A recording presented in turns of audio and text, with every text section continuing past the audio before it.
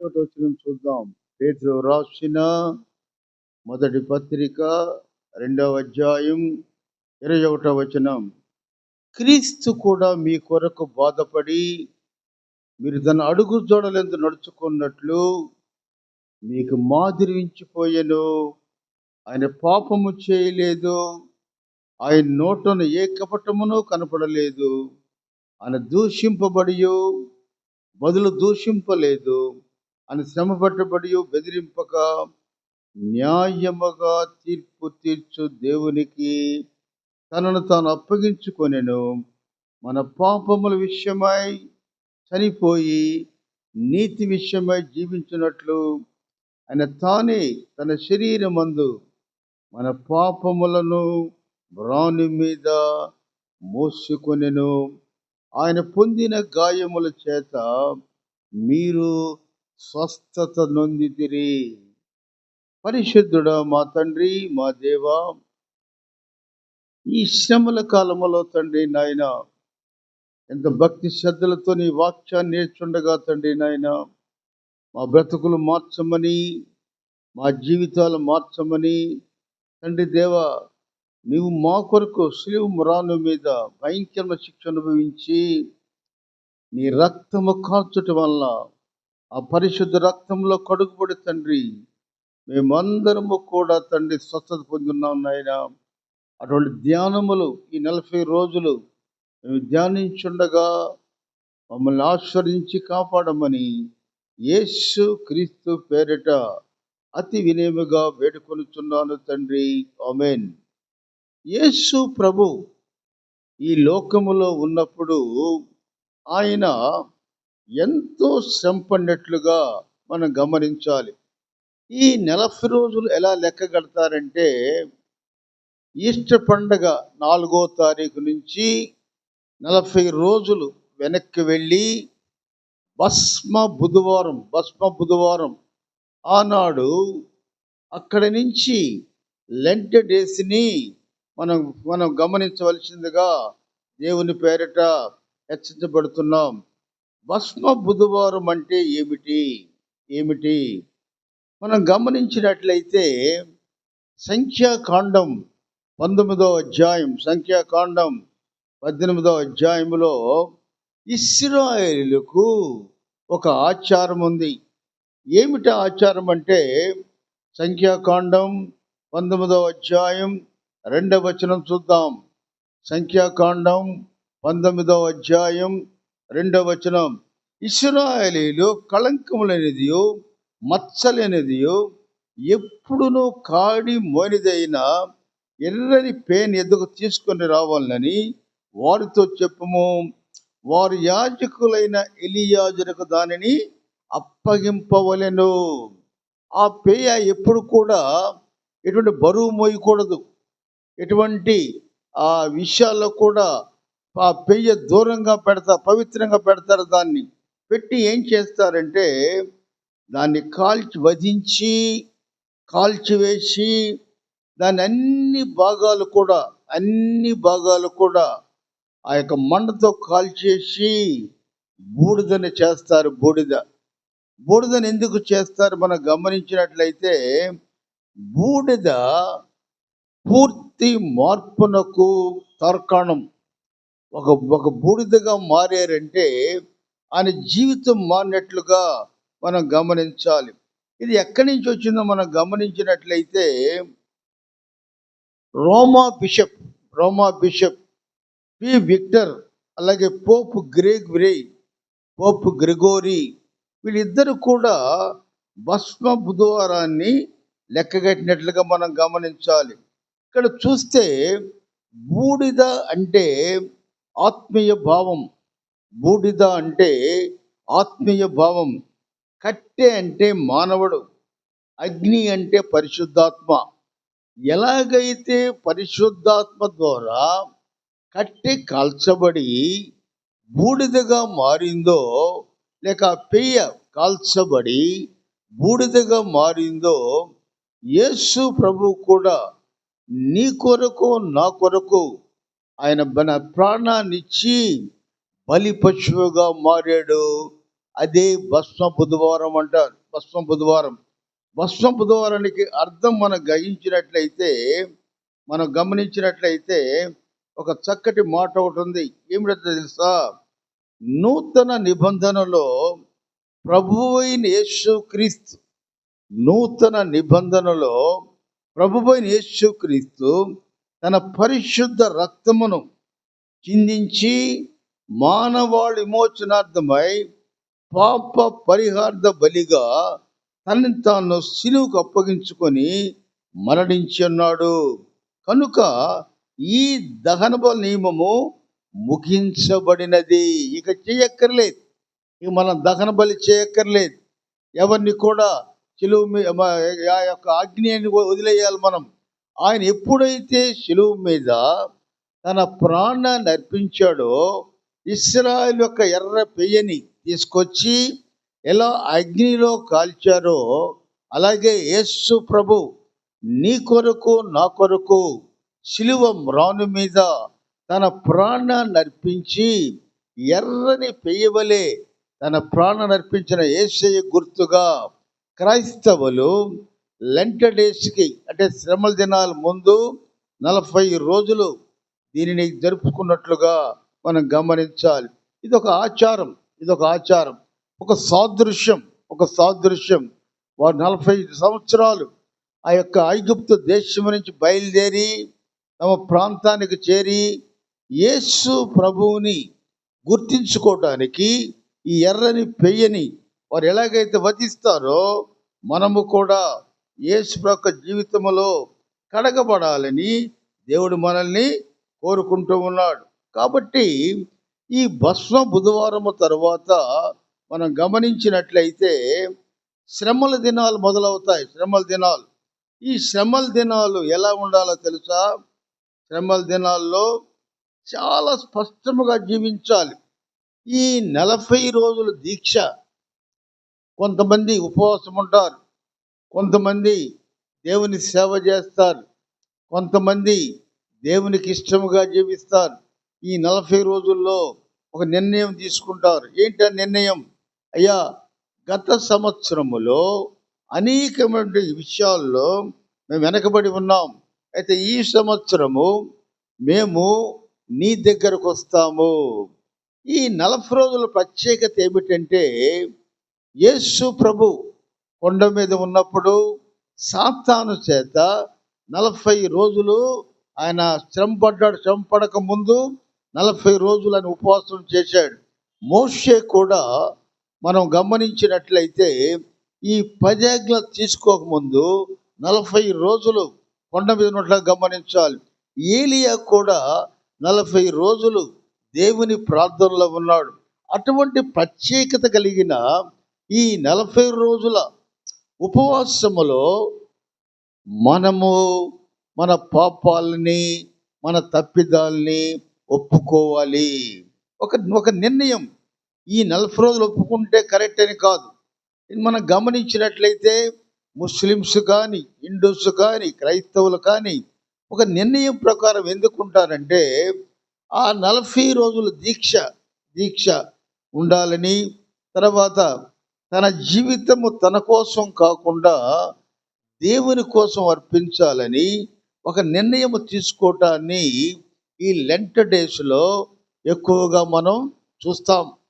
ఈ 40 రోజులు ఎవరు అబద్ధాలు ఆడకూడదు, ఎవరు మాంసం తినకూడదు, ఎవరు పక్కింటి వాళ్ళ జోలికి వెళ్ళకూడదు. ఈ నియమాలు ఇవన్నీ అంటే నీ ప్రేమని 40 రోజులు నీ ఇరుగు పొరుగు వారితో పంచుకొని దేవునిలో స్థిరపడాలి, గట్టిపడాలి, దేవునికి నీ జీవితం అంకితం చేయాలి. యేసు ప్రభు ఈ లోకములో ఉన్నప్పుడు ఆయన ఏం చేశాడో తెలుసా? పేతురు భక్తుడు యేసు ప్రభువు గురించి వ్రాస్తూ, ఆయన మీ కొరకు బాధపడి తన అడుగు జాడల యందు నడుచుకున్నట్లు మాదిరి ఉంచిపోయెను. ఏమిటా మాదిరి? యేసు ప్రభు ఈ లోకములో ఉన్నప్పుడు నీ కొరకు నా కొరకు ఒక మాదిరి ఉంచాడు. ఏమిటా మాదిరి తెలుసా? ఆయన పాపము చేయలేదు, అలాగే ఆయనలో ఏ కపటము లేదు, ఆయన ఎవరిని దూషించలేదు, దూషింపబడలేదు. అలాగే మనం గమనించినట్లయితే ఆయన నీతి విషయమై చాలా గట్టిగా ఉన్నట్లుగా మనం గమనించాలి.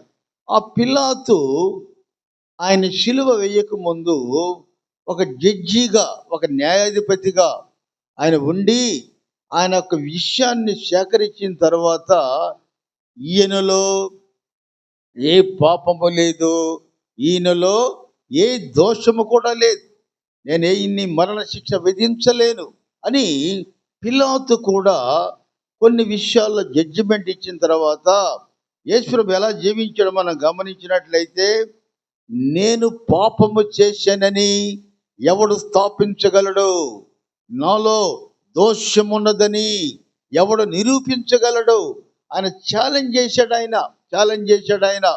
అటువంటి దేవుని యొక్క మరణానికి ముందు నీ కొరకు నా కొరకు ఆయన పరిశుద్ధ శుక్రవారం నాడు తన ప్రాణాన్ని అర్పించటానికి ఆయన సిద్ధపడినప్పుడు మనము కూడా ఈ యొక్క సిద్ధపాటు జీవితం కలిగి ఉండాలని ఒక మాదిరి వించిపోయాడు.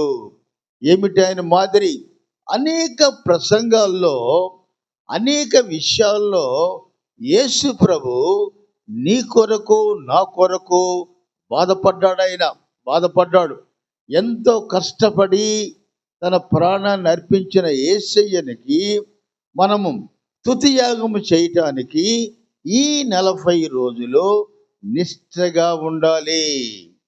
మనం గమనించినట్లయితే యెషయా గ్రంథం 53వ అధ్యాయం 9వ వచనం. యెషయా గ్రంథం 53వ అధ్యాయం 9వ వచనం. చక్కటి మాట. అతడు మరణమైనప్పుడు భక్తిహీనులతో అతన్ని సమాధిలో ఉంచబడెను, ధనవంతునితో అతను ఉంచెను. నిశ్చయముగా అతడు అన్యాయం ఏమీ చేయలేదు, అతని నోట ఏ కపటము లేదు. ఆయన జీవితాన్ని గురించి ప్రవక్తలా సపోర్ట్ చేస్తున్నారు తెలుసా? ఆయన ఎంతో కష్టపడ్డాడు, భక్తిహీనులతో తిరిగాడు, పాపరహితుడైన యేసయ్య నీ కొరకు నా కొరకు పాపగ్రహిగా మారాడు. తన తండ్రిని కూడా తండ్రి అని పిలవడానికి కూడా అర్హుడు కాదు. ఎందుకు కాదు తెలుసా? పరిశుద్ధత లేకుండా ఎవడును కూడా దేవునిని చూడలేడు, దేవుని దగ్గరికి వెళ్ళలేడు. ఎప్పుడైతే యేసు ప్రభు ఆ మ్రాను మీద తన పాపాలకు శిక్ష అనుభవిస్తూ ఉన్నాడో దేవుడు యేసు ప్రభువుని వదిలేశాడు. అందుకే నా దేవా నన్ను ఏల విడనాడితివి అని యేసు ప్రభు బాధపడుతున్నాడు. ఆయన్ని గురించి ప్రవక్తలు ఏం చెబుతూ ఉన్నారంటే, నిశ్చయముగా అతడు అన్యాయం ఏమీ చేయలేదు, అతని నోట ఏ కపటమును లేదు. పౌలు కూడా అనేక గ్రంథాలు రాసిన పౌలు కూడా యేసు ప్రభు ఎలాగైతే మాదిరివించిపోయాడో ఆయన అనుభవిస్తాను, అలా నేను చేస్తానని పౌలు ఏం చేస్తున్నాడో తెలుసా? అపోస్తుడైన పౌలు కొరింథీయులకు రాసిన మొదటి పత్రిక 11వ అధ్యాయం 1వ వచనం. అపోస్తుడైన పౌలు కొరింథీయులకు రాసిన మొదటి పత్రిక 11వ అధ్యాయం 1వ వచనం. నేను క్రీస్తును పోలి నడుచున్న ప్రకారం మీరు నన్ను పోలి నడుచుకొనుడి. ఎంత ధైర్యం! ఒక దేవుణ్ణి పోల్చుకుంటూ పౌలు, నేను ఆయన్ని పోల్చుకున్నాను, మీరు నన్ను పోల్చుకొని నిన్ను నమ్మండి. యేసు ప్రభు యొక్క బాధ ఏమిటంటే, ఆయన తన సొంత ప్రజలకు వచ్చారు కానీ ఆ ప్రజలు ఆయన్ని స్వీకరించలేదు. ఆయన ఎప్పుడు కూడా సత్యమే మాట్లాడతాడు, అబద్ధం చెప్పడు. చూద్దాం యోహాను సువార్త 8వ అధ్యాయం 45-40 వచనాలు చూద్దాం. యోహాను సువార్త 8వ అధ్యాయం 45-40 వచనాలు చూద్దాం. నేను సత్యమని చెప్పుచున్నాను. నేను సత్యమని చెప్పుచున్నాను కనుక మీరు నన్ను నమ్మరు. ఎలా నమ్మరు తెలుసా? కొన్నిసార్లు అపవాది మాటలు మనం నమ్ముతాం, కానీ అబద్ధీకుల మాటలు నమ్ముతాం, కానీ సత్యం చాలా చేదుగా ఉంటుంది కాబట్టి ఆ మాటలు మనం నమ్మం. అందుకే యేసయ్య ఏమన్నాడంటే, నేను సత్యము చెప్పుచున్నాను, మీరు నన్ను నమ్మరు. నా యందు పాపం ఉన్నదని మీలో ఎవడు స్థాపించును? నాలో పాపం ఉన్నదని మీలో ఎవడు స్థాపించును? నేను సత్యము చెబుతున్నాడలా మీరెందుకు నన్ను నమ్మరు? యేసు ప్రభు యొక్క బాధ, యేసు ప్రభు ఈ లోకంలో ఉన్న విధానములో యేసు ప్రభు ఏమన్నాడు తెలుసా? నేను సత్యాన్ని చెబుతూ ఉన్నాను, నేను ఎందుకు నా మాట వినరు? మనం గమనిస్తే ఆ యొక్క యోనా చెప్పిన మాటలు నినివే ప్రజలు నమ్మారు. చూద్దాం, మత్తయి సువార్త 12వ అధ్యాయం 41, 42 వచనాలు చూద్దాం. మత్తయి సువార్త 12వ అధ్యాయం 41, 42 వచనాలు. నినివే వారు, నినివే దేశస్థులు యోనా ప్రకటన విని మారు మనసు పొందితిరి కనుక విమర్శ సమయమున నినివే వారు ఈ తరము వారితో నిలువబడి వారి మీద నేరస్థాపన చేతురు. ఇదిగో, యోనా కంటే గొప్పవాడు ఇక్కడ ఉన్నాడు. విమర్శ సమయమున దక్షిణ దేశపు రాణి ఈ తరము వారితో నిలువబడి వారి మీద నేరస్థాపన చేయును. ఆమె సొలొమోన్ జ్ఞానం వినుటకు భూమి అంతముల నుండి వచ్చెను. ఇదిగో, సొలొమోను కంటే గొప్పవాడు ఇక్కడ ఉన్నాడు.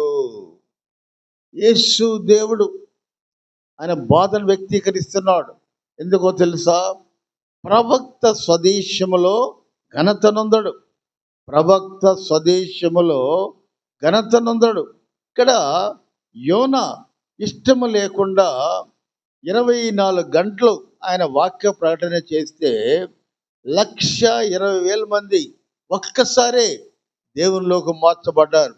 అలాగే దక్షిణ దేశపు రాణి సొలొమోను యొక్క జ్ఞానాన్ని పరీక్ష చేయటానికి 3,000 కిలోమీటర్లు ప్రయాణించి ఆఫ్రికా ఖండాన్ని నుంచి ఇశ్రాయేలుకు వచ్చి ఆ సొలొమోను యొక్క గొప్పతనాన్ని చూచి వెంటనే ఆమె యెహోవా దేవుణ్ణి నమ్మింది.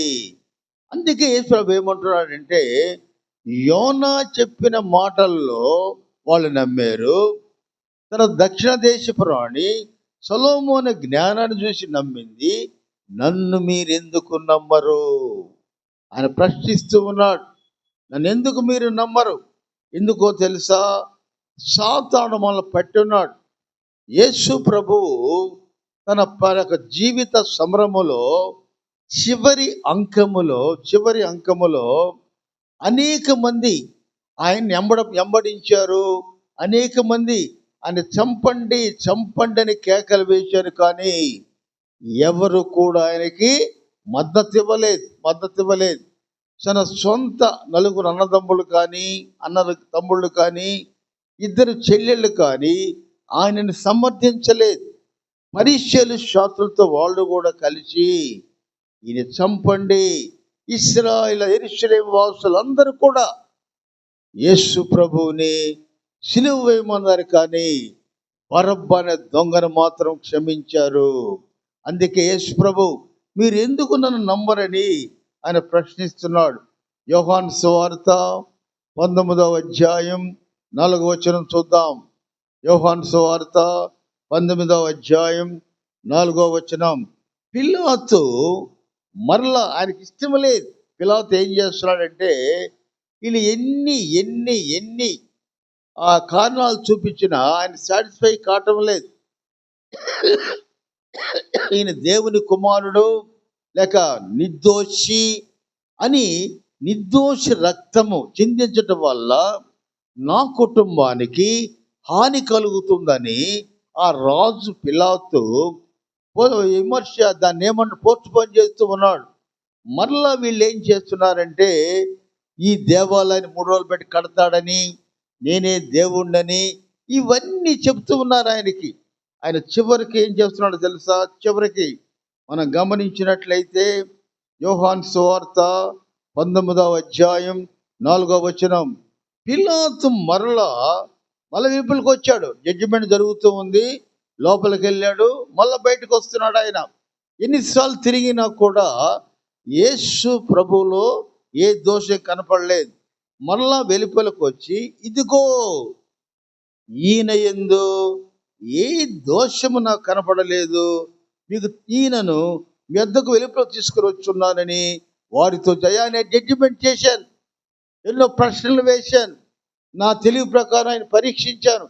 ఇతనిలో ఏ దోషము లేదయ్యా, ఎలా ఇస్తారు మరణదండన, ఎలా ఇస్తాను అని యేసు ప్రభుని జడ్జిమెంట్ రూమ్లో నుంచి మళ్ళా తీసుకొని వచ్చి వీడు దయగలుగుద్దామని ప్రయత్నించాడు. రాజు, ఒక జడ్జి వీళ్ళు తప్పు లేదని చెబుతూ ఉన్నాడు. అయితే యేసు ప్రభు మనవలే అనేక బలహీనతలు మనకున్న, ఆయనలో మాత్రం మనవలే మనిషే, కానీ ఆయన చనిపోవడానికే లోకానికి వచ్చాడు. ఆయన అపోస్తుడైన పౌలు హెబ్రీయులకు రాసిన పత్రిక 4వ అధ్యాయం 15వ వచనం, అపోస్తుడైన పౌలు హెబ్రీయులకు రాసిన పత్రిక 4వ అధ్యాయం 15వ వచనం, మన ప్రధాన యాజకుడు మన బలహీనత యందు మనతో సహానుభవం లేనివాడు కాడు, కానీ సమస్త విషయములో మన వల్లనే శోధింపబడెను, ఆయన పాపము లేనిగా వాడిగా ఉండెను. ఈరోజు వాక్యాలను మనం పరిశీలిస్తే యేసు ప్రభులో దోషము లేదు, యేసు ప్రభులో నేరము లేదు, యేసు ప్రభులో పాపము లేదు, ఇవే మాటలు. అందుకే నన్ను పోలి నడుచుకొనుడి. మన జీవితాల్లో కూడా ఈ పాపాలు దోషాలు లేకుండా దేవుడు ఎలా కోరుతున్నాడో తెలుసా? అదే హెబ్రీయుల పత్రిక 7వ అధ్యాయం 26వ వచనం కూడా చదువుకుందాం. హెబ్రీయుల పత్రిక 7వ అధ్యాయం 26వ వచనం, పవిత్రుడును నిర్దోషు నిష్కలుడును పాపుల్లో చేరక ప్రత్యేకముగా ఉన్నవాడును ఆకాశమండలం కంటే మిక్కిలి హెచ్చైన వాడునైనా ఇట్టి ప్రధాన యాజకుడు మనకు సరిపోయినవాడు. ఈ వాక్యాలకు అర్థం ఏమిటంటే, ఈ 40 రోజుల లెంట్ డేస్లో కూడా నన్ను పోలి నడుచుకోమని యేసు ప్రభు చెప్తున్నాడు. నేను మాదిరివించిపోయాను. ఈ జీవితంలో ఇంకా పాపపు లక్ష్యాలు ఉన్నాయా?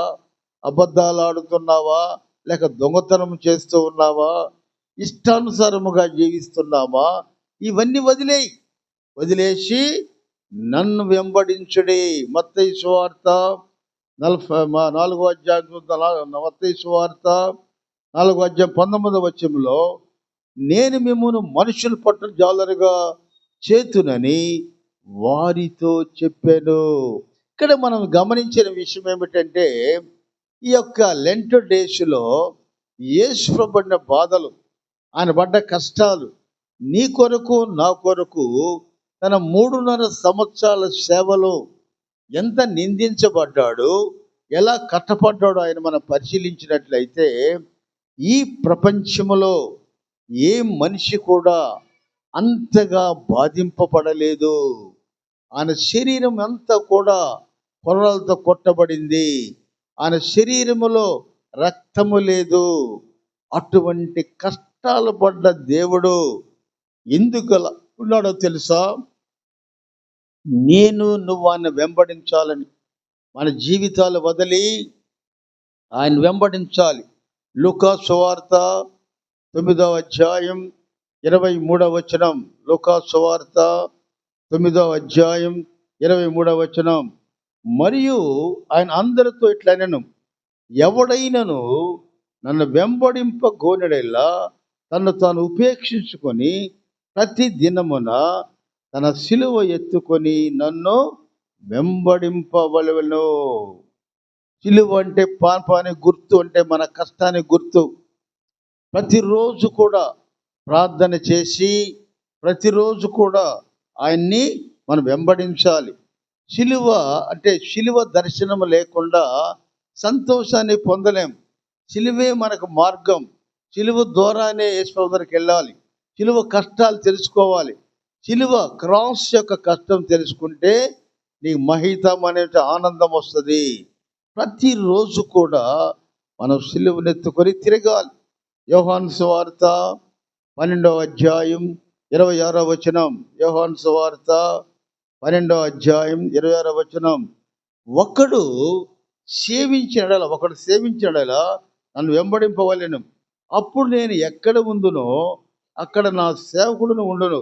ఒకడు నన్ను సేవించడలా నా తండ్రి అతన్ని ఘనపరచును. ఈ మాటలు విన్న తర్వాత మన జీవితం మార్పు చెందాలి. మన జీవితంలో ఈ 40 రోజుల యొక్క ప్రయాణములో ప్రతిరోజు ఒక వాక్యాన్ని మనం ధ్యానించి ఆ వాక్యాన్ని అర్థము చేసుకొని ఆ వాక్యానుసారముగా ఎప్పుడైతే నిర్ణయం తీసుకుంటావో నువ్వు మహత్తరమైన ఆనందాన్ని పొందుతావు, మంచి సంతోషాన్ని పొందుతావు. నీ గృహములో యేసయ్య కాంతి వెలుగులు వస్తాయి. నీ గృహములో సంతోషం ఉంటుంది. నీ గృహములో దేవుని మాటలు మాత్రమే వినపడాలి. అందుకే యేసు ప్రభు ఏమన్నాడంటే, నాలో దోషము లేదు, నాలో పాపమున్నదని ఎవడు స్థాపించగలడు అనే జడ్జి కూడా ఈయన అన్ని విషయాల్లో ప్రయత్నించాను, ఈయన అన్ని విషయాలు చూశాను, కానీ ఈయనలో పాపము లేదు.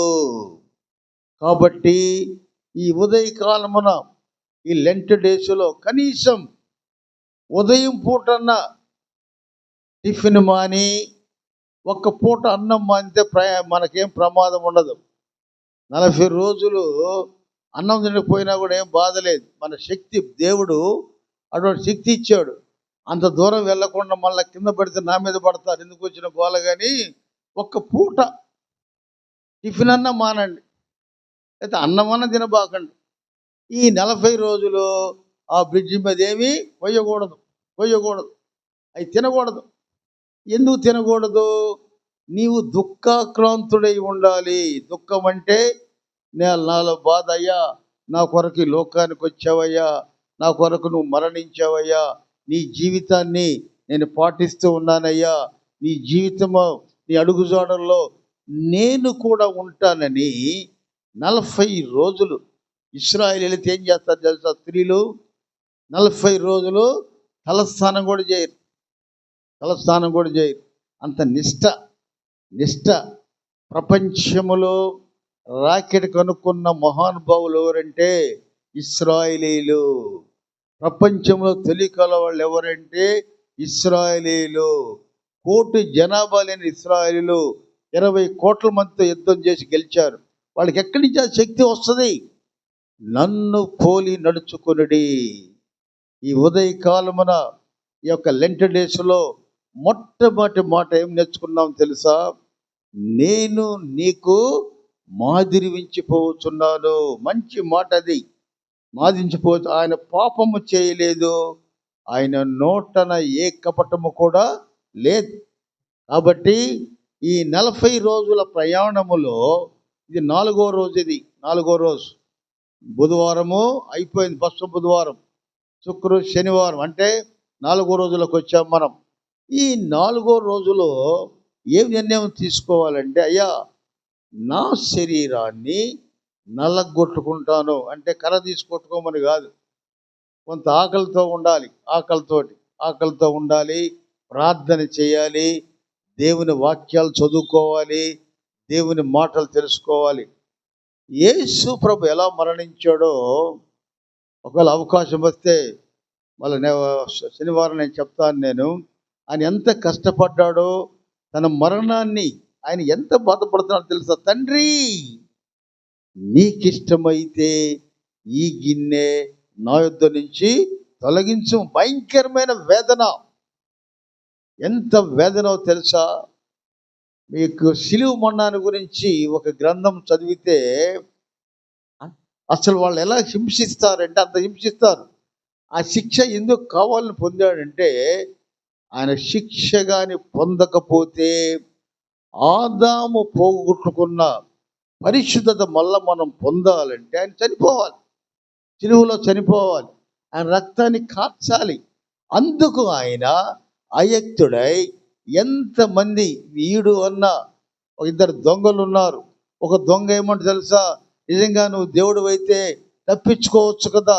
రెండవ దొంగ అయితే, యేసు నీ రాజ్యములో నన్ను చేర్చుకో, నీవు నాతో పరదైస్సులో ఉందువు. ఆ పరదేశ జీవితం మనకు కావాలా? ఈ ఉదయ కాలమున దేవుణ్ణి ప్రశ్న అడుగుదాం. తండ్రి, నా పాపాలు క్షమించి నేను నీలాగనే ఏ కపటము దోషం లేకుండా జీవిస్తాను, నన్ను నీ యొద్ద చేర్చుకో, నీ పరదేశంలో నాకు స్థానము కల్పించు అని 40 రోజులు దేవుణ్ణి విజ్ఞాపన చేస్తూ లెంట్ డేస్కి మనం మద్దతు తెలపాలి.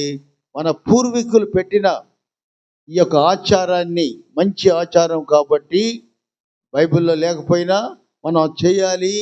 మనది అట్లా ఉన్నట్లయితే దేవుడు నీ కుటుంబాన్ని, నా కుటుంబాన్ని ఆయన బాగుపరచడమే కాకుండా మనం మరణించిన తర్వాత కూడా మనతో దేవుడు ఉండాలంటే ఎంత కష్టమో తెలుసా? మామూలుగా దేవుడి దగ్గరికి వెళ్ళాలంటే బాప్తిసం తీసుకోవాలి, రక్షణ పొందాలి, పాపాలు క్షమించమని అడగాలి, కొన్ని ప్రక్రియ. కానీ దొంగ ఒక్కరోజే వాడు ఏమి చేయకపోయినా సరే పరదేశికి వెళ్ళిపోయాడు. అది అటువంటి జీవితం మనం కావాలంటే నిర్ణయం తీసుకుందాం. చాలాసార్లు మనం అనేక సార్లు జీవితాన్ని మనం చాలా అనుభవించి అయిపోయింది. ఈ వయసులోనన్నా కనీసం 40 ఏళ్ళు దాటిన తర్వాత అయినా జీవితాన్ని మార్చుకుందామా? యేసు ప్రభువులే నిష్కటముగా ఉందామా? యేసు ప్రభువులే ఆయన బాధపడుతున్నాడు. ఎందుకు బాధపడుతుంది తెలుసా? నా జీవితము వంకర జీవితంగా ఉన్నాయి. ఇర్మియా గ్రంథం 2వ అధ్యాయం 22వ వచనం. ఇర్మియా గ్రంథం 2వ అధ్యాయం 22వ వచనం. మీరు క్షారముతో కడిగినను సబ్బుతో రాసుకొనను నీ దోషము నాకు మరకవలే కనపడుచున్నది. ఆ మరకలేని జీవితం, ఆ యొక్క దోషం లేని జీవితం మనం జీవిద్దామా? నిర్ణయం తీసుకుందాం. నీవు మరణించిన నీ వారిని మళ్ళా చూడాలనుకున్నా నిష్ట కలిగి ఉండాలి. ఈ యొక్క లెంట్ డేస్లో దేవుణ్ణి గుర్తెరిగి దేవునితో జీవించినట్లయితే ఆ యొక్క పరదేశంలో యేసు ప్రభు రాజుగా వచ్చినప్పుడు మనమందరము కూడా న్యాయ పీఠం ఎదుట, ఎందుకంటే కుమారుని యందు విశ్వాసం ఉంచువాడే జీవ కిరీటాన్ని పొందగలడు. కాబట్టి ఆ కుమారుని విశ్వాసం ఉంచాలంటే ఆయన ఏ మాదిరి ఇచ్చిపోయాడో ఆ మాదిరితో మనం జీవించాలని, అలా మన జీవితాలు సిద్ధపరచుకోవాలని కోరుకుంటూ ఈ కొద్ది మాటలతో ముగిస్తూ ఉన్నాను. ప్రార్థన చేసుకుందాం. కృపా సత్యవంతుడైన దేవా, యేసునాయన మా తండ్రి, ఈ లెంట్ డేస్లో తండ్రి మిమ్మల్ని చేరబోతున్నాం తండ్రి. నాయన మా జీవితాలు మార్చుకుంటాం తండ్రి. నాయన నేను పౌలు అన్నట్లుగా మేము క్రీస్తుని పోలి నడుచుకున్న బిడ్డలుగా ఉండాలని, కుమారుని యొక్క నిత్య జీవనం ఎరగాలని తండ్రి దేవా, ఈ రోజుల్లో ఈ యొక్క 40 రోజులు మేము నిష్ఠగా ఉండగా తండ్రి, సాతాను దాటు లేకుండా మమ్మల్ని ఆయుత్తపరచమని మా జీవితాల్లో ఒక నిర్ణయం తీసుకుంటాం తండ్రి. నాయన మరలా ఎటువంటి పాపము దోషము రాకుండా నేను జీవిస్తానని నిర్ణయం తీసుకుందాం. అటువంటి నిర్ణయంతో జీవించి ఈ యొక్క రాజ్యములు చేరే బిడ్డలుగా మమ్మల్ని ఆదరించమని తండ్రి దేవ, భస్మ బుధవారములో ఒక ఎర్రని పెయ్యి ఎలా కాల్చబడిందో నువ్వు మా కొరకు శిలువ మీద బలియాగం చేసావు తండ్రి దేవా. ఆ యొక్క నీ యొక్క రక్తము ద్వారా మా యొక్క దోషములు కడిగి పరిశుద్ధపరిచి తండ్రి నీ బిడ్డలు కొనగించి ఆ యొక్క భాగ్యాన్ని మాకు కలుగు చేయమని తండ్రి దేవ మా పాలెంలో ఉన్న ప్రతి కుటుంబాన్ని దీవించి ఆశ్రయించు తండ్రి. ప్రతి కుటుంబంలో సంతోషం కలిగే తండ్రి నాయన. తండ్రి దేవ సొల్లో ఆ పండుగ జరగబోతుండగా తండ్రి ఎటువంటి ఆర్థిక ఇబ్బందులు లేకుండా కుటుంబాలను దీవించు తండ్రి. ఈ పాలెము చుట్టూ 1000 దూతల కంచె వేసి సాతాను దాటు లేకుండా అందరినీ ఆదరించి కాపాడి కృప చూపించమని యేసు క్రీస్తు పేరట అతి వినయముగా వేడుకొనుచున్నాను తండ్రి. ఆమేన్. పరలో ప్రార్థన చేసుకుందాం. పరలోకం ముందున్న మా తండ్రి, ఈ నామం పరిశుద్ధపరచబడును గాక.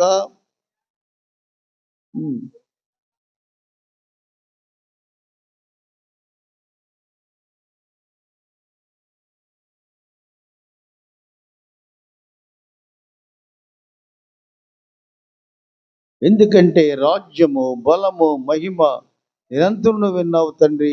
ఆమేన్. మన ప్రభువు యెహోవాని యొక్క కృపయు, క్రీస్తు యొక్క రక్షణయు, పరిశుద్ధాత్మ యొక్క అన్యోన్య సహకారం ఈ శ్రమ కాలంలో ప్రతి బిడ్డని దీవించి ఆదరించి కాపాడి కృప చూపించును గాక.